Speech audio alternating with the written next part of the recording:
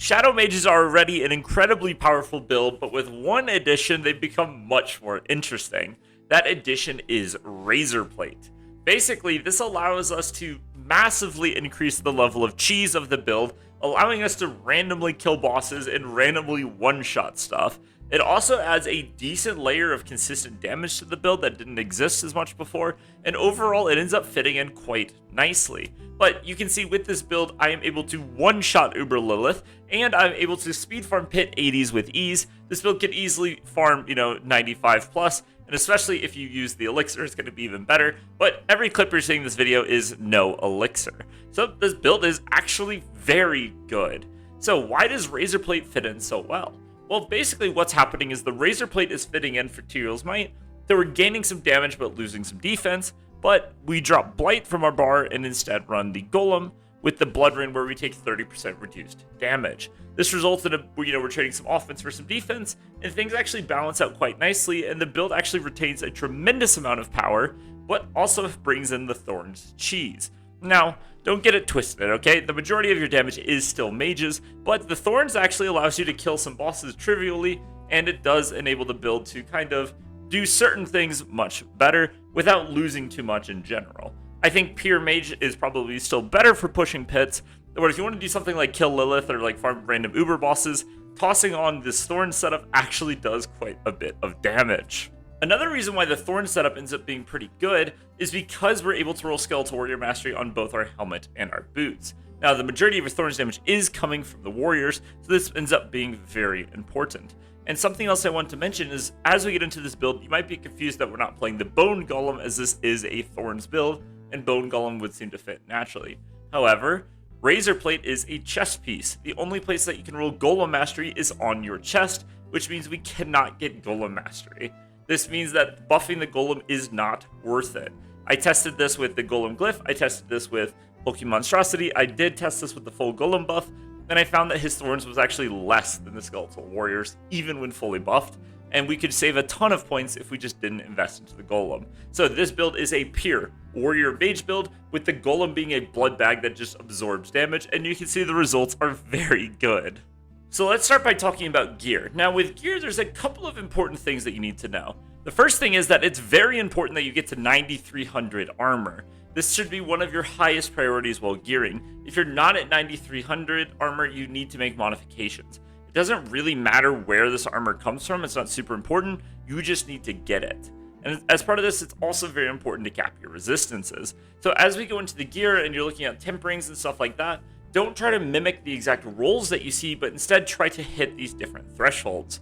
Now, on your helmet, you do definitely want Skeletal Warrior Mastery, but if you get an armor roll instead of a max life roll, that's not necessarily a bad thing, right? That's the point I'm trying to make. But you can see here, I tempered on total armor in order to give that extra survivability. Now, another change we're making from the old build to this build is that instead of running Grasping Vein size on everything, we're instead running extra Thorns. And that ends up fitting in fairly nicely, actually. We lose a bit of utility for some damage.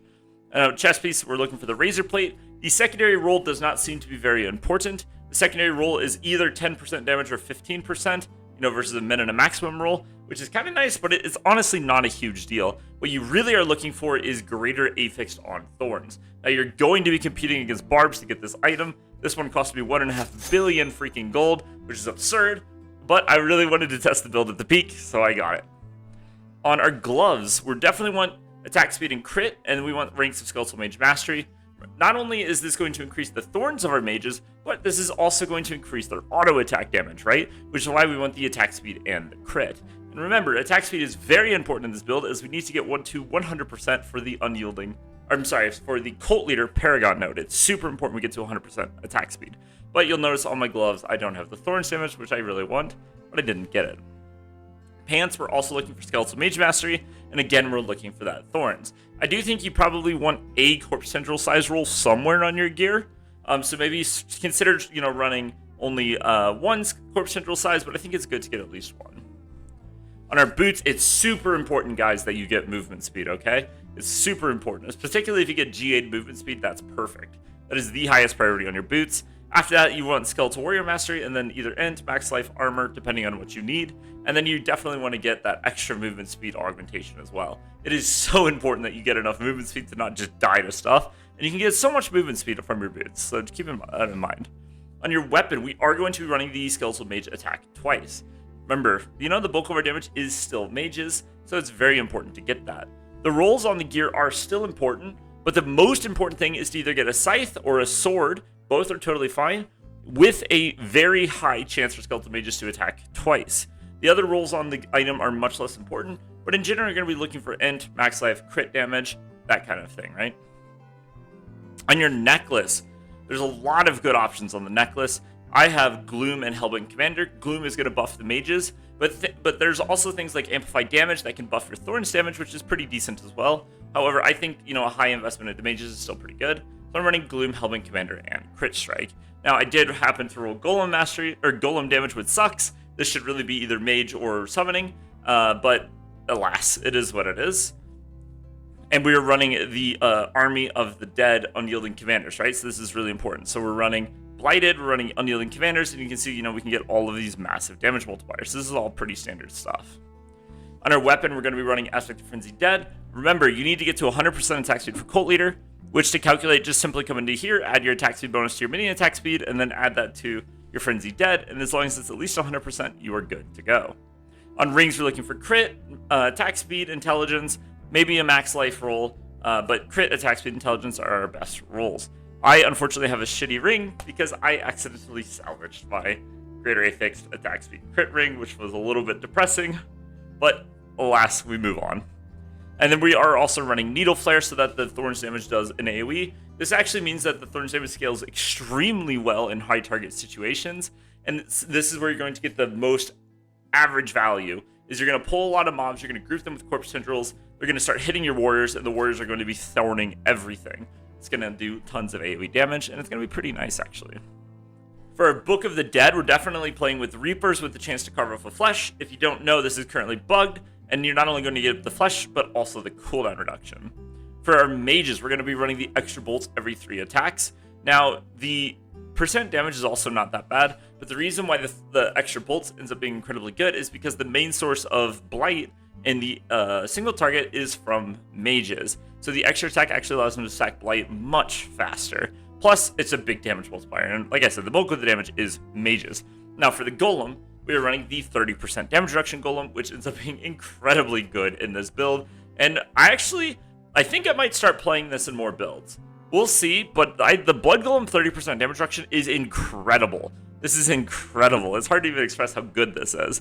For the skill tree, our basic skill doesn't matter, but then we're going to be putting 3 points into Hued Flesh for the Corpse Generation. Coming down here, we're putting 5 points into Blood Mist, and then going to Ghastly Blood Mist. Uptime on Blood Mist is super important, as you're going to be immune to damage while you're in it, and more points equals lower cooldown. Remember, you don't want to go above 5 points, though, so if you have a Blood Mist roll on gear somehow, don't go above 5 points.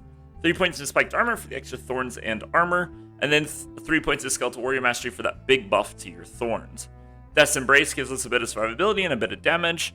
Amplified Damage gives us a nice 12% damage buff, and we are taking Abhorrent Decrepify. Super important piece of the build for uptime on Army of the Dead, particularly in AoE, but it's also going to give us better uptime on Blood Mist, which, like I said, very good. That's approach to movement speed and 3 points into Skeletal Mage Mastery.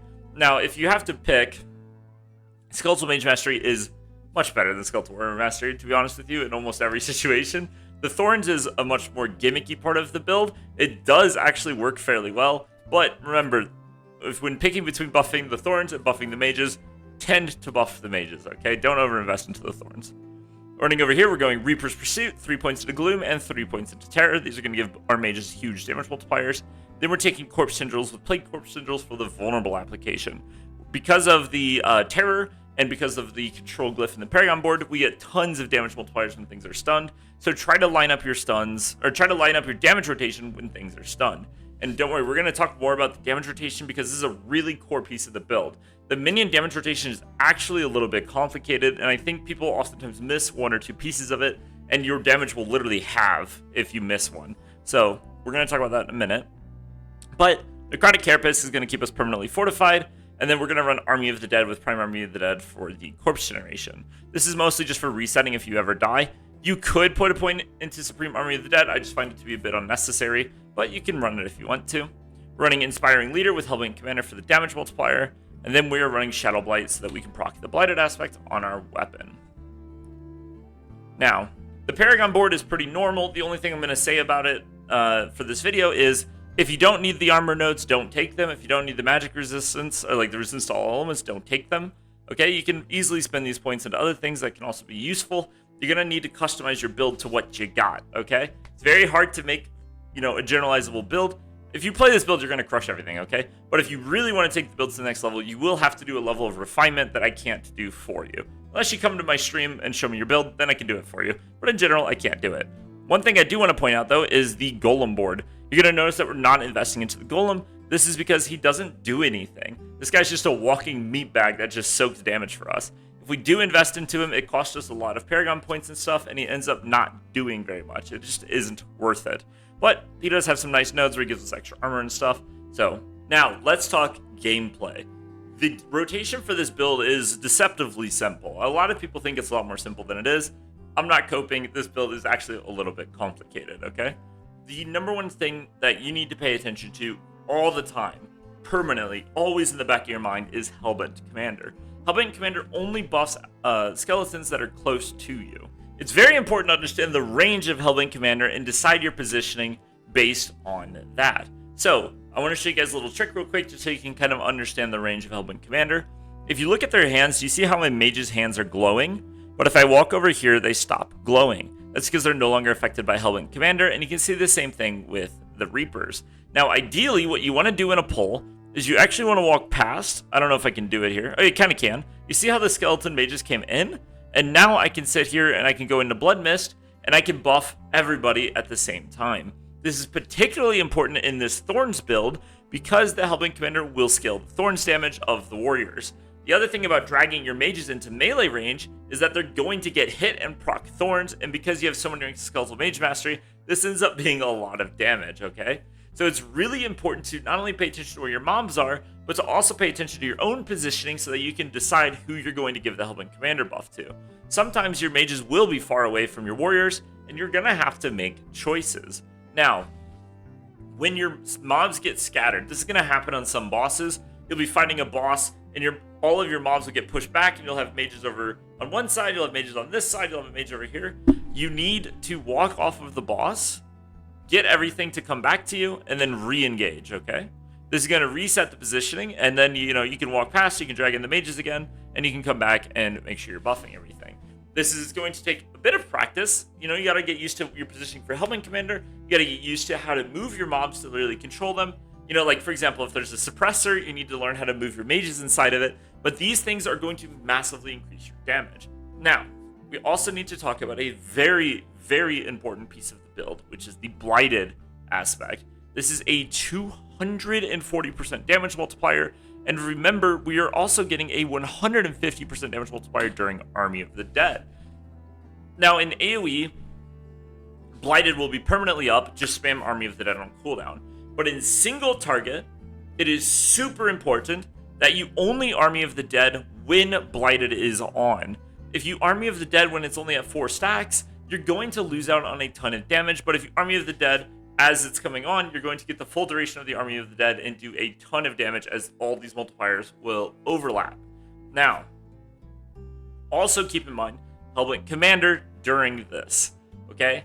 If you miss your Hellbent Commander during it, you're going to literally lose half of the damage of your big burst. It is super important that you be on top of your minions when you do this rotation.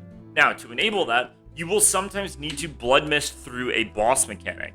I do this all the time, it's totally fine to do, okay?